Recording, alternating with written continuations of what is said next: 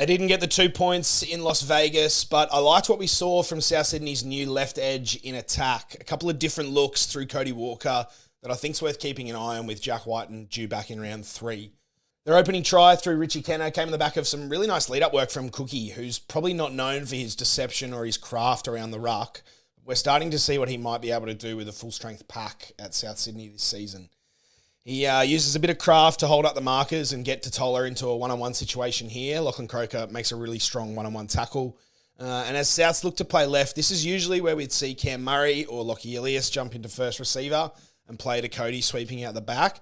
Instead, it's Walker in at pivot, and he's got the double lead shape, which is not something we've seen very often on South's left edge over the last few years. Keon and Richie Kenner in that double lead option. Cody decides to play short in this example. Keon does a hell of a job to hold on to the ball here. He doesn't bust the line, but he does win a quick play the ball. And that opportunity is what opens up the space for Kenner on the next tackle. Cookie sees the space.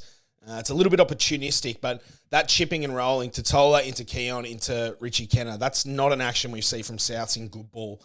So it'll be interesting to see how that develops with Jack Whiten back into the side in a couple of weeks.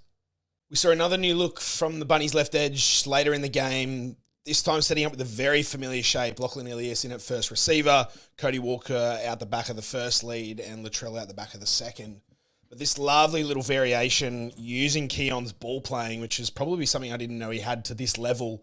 Ilias taking the ball into the line, cuts out Cody. You can see Jake Travojevic trying to get through the line and pressure Cody's inside.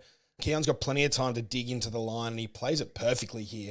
The front on angle will show it better in a moment, but Keon releasing to Latrell, those lovely soft hands to put AJ away. But yeah, just look at the way Keon straightens here. That little step back in field, as soon as he straightens just before passing, you can see Ruben Garrick planting his feet, turning in on the lead runner. That's what creates the space out the back for Trell and AJ to score. I'm very excited by Keon's move to the left edge. We know how destructive he is as a ball runner, but I probably didn't know he had this ball playing in his toolkit at this stage of his career. So really excited to see how that develops, particularly, again, with Jack Whiten coming back in round 3.